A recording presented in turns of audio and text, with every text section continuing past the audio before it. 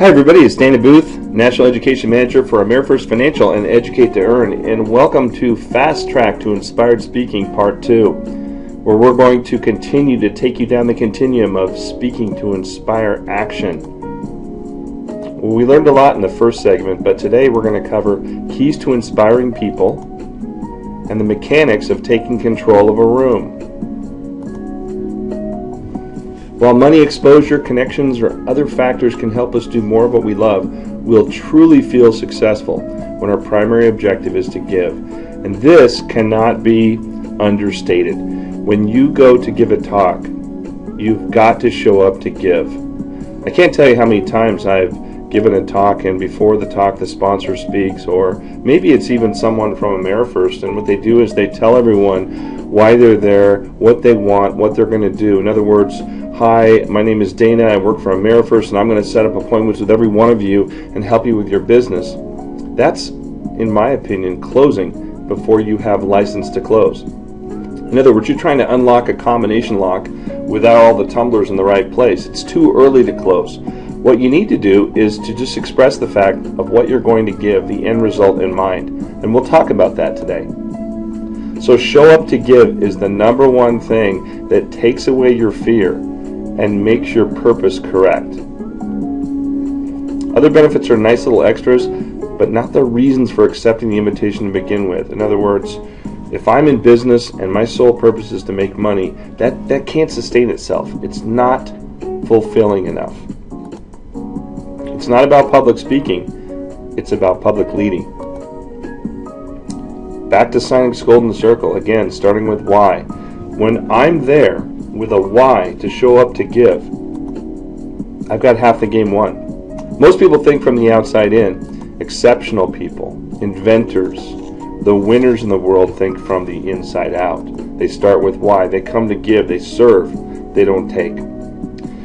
People don't buy what you do, they buy why you do it. That's why everybody is about their own why. Match up your whys with other people's whys and you've got it won. So what is your why? Did you create your why? And everything you do, start with your why. It becomes the basis of your talk. People don't buy what you do, they buy why you do it. My why is I wake up every day to inspire people to do the things that inspire them. I inspire people to be givers, not takers. I've got to be a giver if that's my why. So keys to inspiring people. Number one, speak to those who will listen. And that sounds funny because most of us will speak to anybody who will listen. But really and truly, you're trying to connect with those people before they even know it. The goal is to speak to those who are attracted to our message, not to convince or sell our ideas to the skeptics. In other words, before a talk, tell them what to expect. Tell them why this is going to be a great gift. And then say, afterwards, I'll talk to you more about it if you're interested. It starts with the way we advertise the event. From the very inception of our event, if you put an email blast out there and say, hey, I've got a great class, it's free, or free CE class, whatever it is, and people turn off right away because, again, that's selling the what, not the why. Go back to the why in your message on your email. In other words, if you're teaching Win the Listing, in the subject section of the email, say something like, how to blog and attract customers now, or the ultimate listing presentation, why you should know these facts. In other words, go back to what they really need, what their problem is, what their challenge is, and try and solve it. Do that in one subject section, they'll open it up and maybe they'll show up to your class. And then number three, set expectations in an inspiring way. So I hope to inspire you today to maybe make a paradigm shift in the way you practice your business, in the way that you prepare for a listing presentation. I want to make you more innovative, make you get the attention of your seller beyond your competitors. Bigger crowds may not be better, so you have a crowd that's got a sizable attendance, maybe 100 people. Maybe that's not better. Maybe a crowd of 10 is better than that. You can connect with people, get to know them better, understand their needs, inspire them. Again, These factors, money, exposure, connections, they help us do more of what we love, but really, we'll feel successful, we'll feel confident, we'll feel the best when our primary objective is to give. So, show up to give. That is probably the number one goal that you have when you're giving a talk. Show up to give, not get. It's give first and then possibly receive. Everything you do is to be of service, to be a servant, to give. Show practical application and benefit of all the things you're telling them.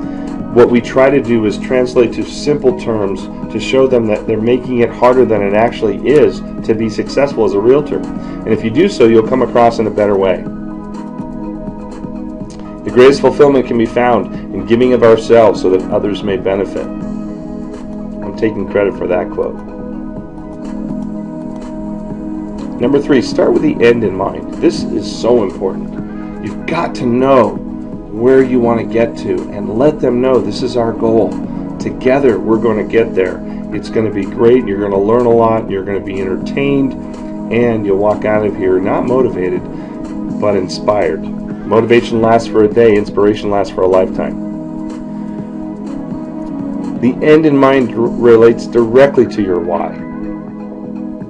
So let me translate for you.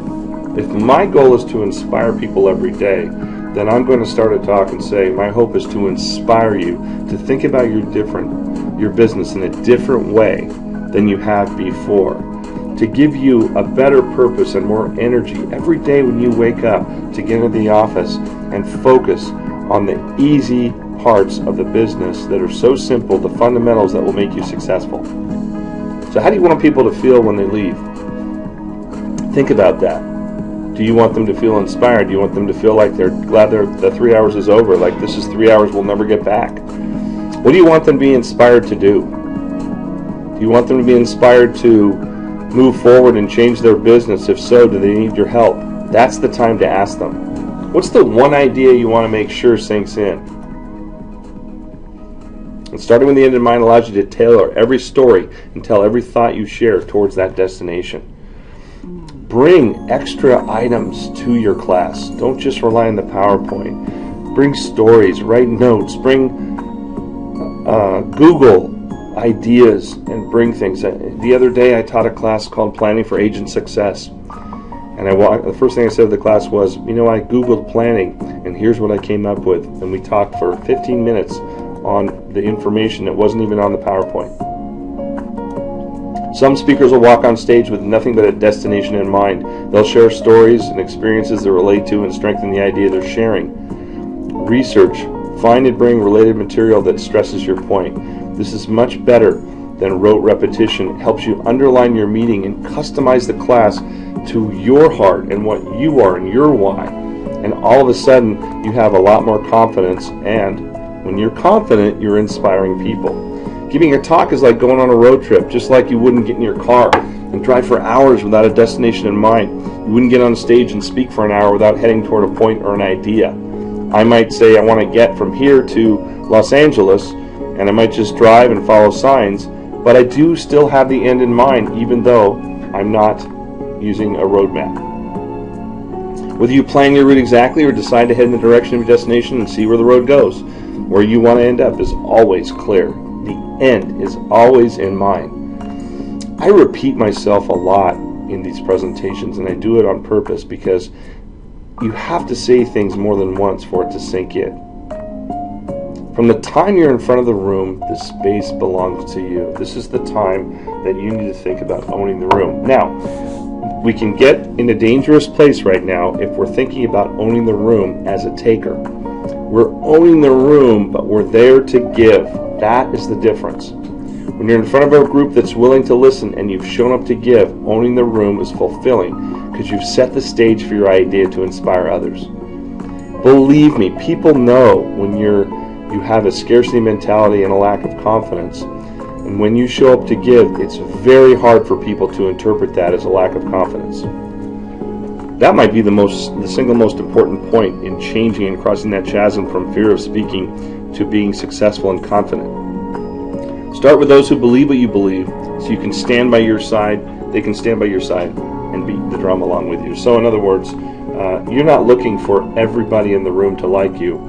You're looking for people that really, really connect with your purpose and your end in mind as you state it. As you state expectations for a talk, you're looking for people that really are looking for that.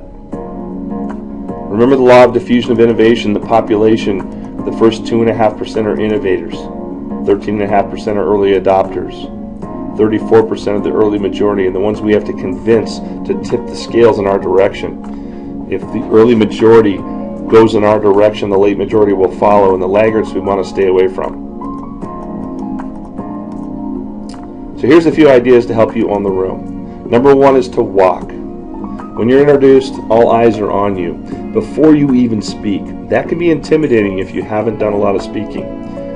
A great way to communicate a level of comfort is to walk the stage. Sometimes I'll start from the back of the room and walk up towards. It gives me time to formulate my ideas of what I'm going to say to start off. Jack Nicklaus was interviewed recently, and he was asked if he'd ever had butterflies or ever got nervous when he played, and he said, I'm nervous every time I play. The difference is I make my butterflies fly in formation. So make your butterflies fly in formation. In other words, don't be nervous, be excited, be energized, feel the energy. Don't take it as a negative, it's a positive. Pause before you speak. Take in the room, breathe, make eye contact, and take your time. Start from the back of the room, and the butterflies will fly in formation. Go slow and share what you know. Speaking slowly suggests wisdom and confidence. Notice how I just said that slowly. Speaking slowly suggests wisdom and confidence. As I punch those two words out, they have more meaning. Pace yourself. Just take your time. Breathe. Emphasize certain words. Use a lot of energy. Be brighter than you normally are in your conversation. Pause a lot. Monitor your volume. And here's something that you won't really enjoy the first time. Record yourself and practice. If you can get this done, you will get used to seeing yourself live, and you will become confident.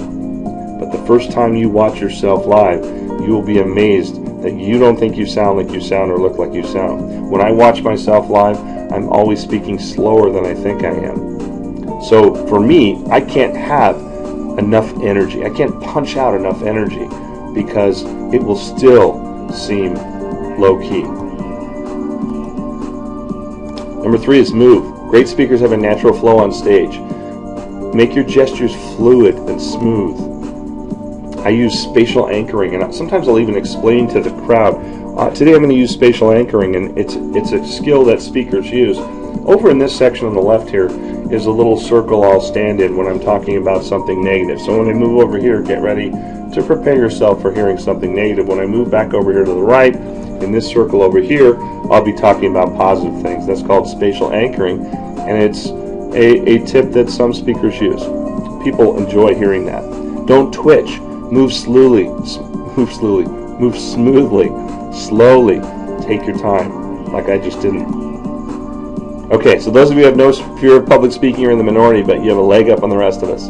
Either way, to go forward, you need to commit to your craft, create your why, and practice, practice, practice. We talked about all 3 of these things in the last segment. Commit to your craft means you're going to do the things that are difficult to do, that don't feel comfortable, to push yourself out of your comfort zone, because when you do it enough, it becomes habit. So important for you to understand that. Number 2 is to create your why, so you don't get burnout. So you wake up every day inspired to move forward on the continuum of where you want to go. And number 3 is to practice, practice, practice. Do the things other people won't do. Stand in a room, stand in the conference room, and play the PowerPoint and talk to an imaginary audience over and over and over again. If you've ever known anybody who's been an actor, you know that they do that kind of thing to learn their lines and learn their role, and this is no different. You need all 3 of these things to be successful. Make a commitment right here, right now, that you're going to be the person and do what it takes to get where you need to be. It's not about public speaking, it's about public leading. So here's some homework for you for Module 3. I want you to download and study this PowerPoint. I want you to take a look at it and go over it and over it. I want to video yourself. I want you to use your phone, see what it feels like, number one, to talk to the lens, and number two, to watch yourself. Do it more than once. See if you can improve on yourself in just a few minutes. Feel what it feels like. Get out of your comfort zone and be okay with it. And feel your self-consciousness. The more you do it, the more you video yourself and watch it. Video yourself and watch it. Do it again. Do it again. The more you practice, the better you become, and the more confident you become, and the less nervous you'll feel about public speaking. Well, this is the end of Module 2. In Module 3, we're going to talk about speaking about things you care about and what to do if you get stuck on stage. Oops. Well, that'll be interesting. We're also going to talk about how to win the listing tips and how to present that class, the mindset if you're going to present that class. And so, really appreciate you being here for Module 2. Want to talk to you in Module 3, and we'll see you then. Thanks for your time. Have a great day.